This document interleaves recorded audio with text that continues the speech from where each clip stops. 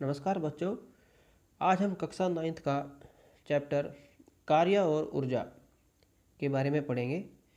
पिछले चैप्टर में हमने वस्तुओं की गति के बारे में पढ़ा था। अनेक प्रकार की गति और गुरुत्वाकर्षण के बारे में हम पढ़ चुके हैं। हम जानते हैं कि सभी सजीवों को भोजन की आवश्यकता होती है।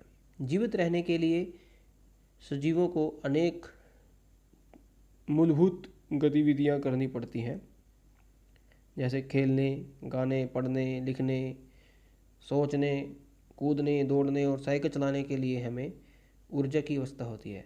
अनेक क्रियाकलाप हैं, इन सभी में हमें अधिक ऊर्जा की आवश्यकता होती है। जंतु भी क्रियाकलाप में व्यस्त रहते हैं, जैसे वे कूद या दौड़ सकते हैं, उन्हें लड़ना पड़ता है, अपने शत्रुओं से अपनी जान बचानी पड़ती है, भोजन खोजना या अपने भोजन की खोज के लिए एक स्थान से दूसरे स्थान पर जाना पड़ता है। तो इन सभी के लिए ऊर्जा की आवश्यकता होती है। मशीनों के बारे में सोचिए, अनेक प्रकार की मशीनें हैं, जैसे car engine, bike engine. Engine भी तभी कार्य करता है जब उसमें ईंधन डलता है। अर्थात सजीवों तथा मशीनों को भी ऊर्जा की आवश्यकता होती है। ऊर्जा का संबंध कार्य से है। कार्य करने के लिए हमें ऊर्जा की आवश्यकता होती है। इस चैप्टर में हम कार्य के बारे में पढ़ेंगे कि विज्ञान की भाषा में कार्य क्या है। कार्य क्या है, इसको हम डिफाइन करेंगे। लेकिन विज्ञान की दृष्टि में जो हम काम करते हैं, जैसे पढ़ना, खेलना, कूदना, ये सब कार्य नहीं है। कठोर काम करने के बावजूद भी यदि हमें कोई कहे कि आपने कोई कार्य नहीं किया है, तो हमें इसके लिए गुस्सा भी आएगा। जिस प्रकार हम इसका एक एग्जाम्पल देते हैं, एक उदाहरण देते हैं। जैसे आप बहुत बड़ी किसी चट्टान को धकेलने के लिए हमें बहुत कठोर परिश्रम करना पड़ता है, और हमारे धकेलने के बावजूद भी वो चट्टान नहीं हिलती, तो विज्ञान की दृष्टि में किया गया कार्य जीरो है। यह हम यूँ कह सकते हैं, यदि कोई व्यक्ति अपने सिर पर सामान लेकर या बोझ लेकर व्यक्ति खड़ा है और वह आगे की तरफ मूवमेंट कर रहा है, और हम उस व्यक्ति को कहें कि आपने कोई कार्य नहीं किया है, विज्ञान की दृष्टि में यह कोई कार्य नहीं है। विज्ञान कार्य किसको मानती है? विज्ञान की दृष्टि में कार्य वह होता है जब हम किसी वस्तु पर बल लगाएं और वह वस्तु बल की दिशा में विस्थापित हो, बल की दिशा में विस्थापन करे, डिस्प्लेसमेंट करे, तब वह वर्क है। विज्ञान इसको कार्य मानती है।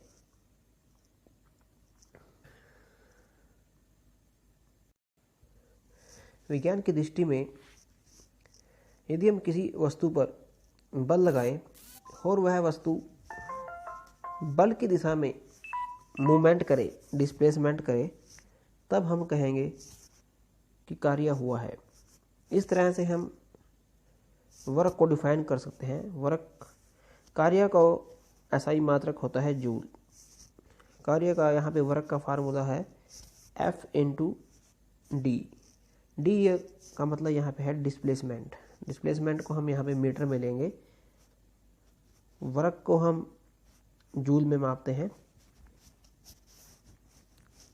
और बल का SI मात्रक होता है न्यूटन।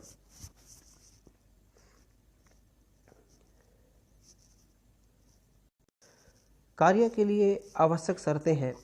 वस्तु पर बल लगना चाहिए और लगाए गए बल से वस्तु विस्थापित होनी चाहिए। यदि हम किसी दीवार पर फोर्स लगाएं, बल लगाएं, और दीवार, यहाँ पे हम देखते हैं कि यदि हम दीवार पे बल लगाएंगे तो दीवार कोई मूवमेंट नहीं करेगी। तो जब मूवमेंट यहाँ पे जीरो है, डिस्टेंस विस्थापन जीरो है, तो किया गया कार्य भी हमारा जीरो माना जाएगा। कार्य का SI मात्रक है जूल, फोर्स का यहाँ पे SI मात्रक न्यूटन और डिस्प्लेसमेंट को हम मीटर में लेंगे। तो इस प्रकार कार्य का मात्रक हमने समझ लिया W equal to F into D. अब हम पढ़ेंगे ऋणात्मक कार्य क्या है। यदि हम किसी वस्तु पर बल लगाएं और वह वस्तु बल की विपरीत दिशा में गति करे तो किया गया कार्य ऋणात्मक कार्य होता है। इसके लिए हम एक उदाहरण लेते हैं। हम एक स्लाइड लेते हैं। हेलो, इस स्लाइड पे हम किसी ढलान पे किसी ऑब्जेक्ट को या किसी भी हमारे पास कोई ऑब्जेक्ट है और इसके ऊपर हम फोर्स F लगाएं ऊपर की तरफ। मान लीजिए यह ऑब्जेक्ट बहुत भारी है, हो सकता है यह अपने भार की मूवमेंट के कारण नीचे की तरफ मूवमेंट करेगा ड्यू टू ग्रेविटी, फोर्स की विपरीत दिशा में यह गति करेगा। तो इस प्रकार से फोर्स की विपरीत दिशा में गति करने के कारण किया गया कार्य ऋणात्मक माना जाता है। इसको यदि हम ध्यान से देखें, वस्तु पे हमने ऊपर की तरफ बल लगाया और वस्तु की जो डिस्प्लेसमेंट है वो नीचे की तरफ है, अपोजिट डायरेक्शन में है और यहाँ पे 180 डिग्री का एंगल बनेगा। इस प्रकार किया गया कार्य ऋणात्मक कार्य होता है। और यदि कोई वस्तु बल की दिशा में गति करती है तो वह कार्य धनात्मक कार्य माना जाता है।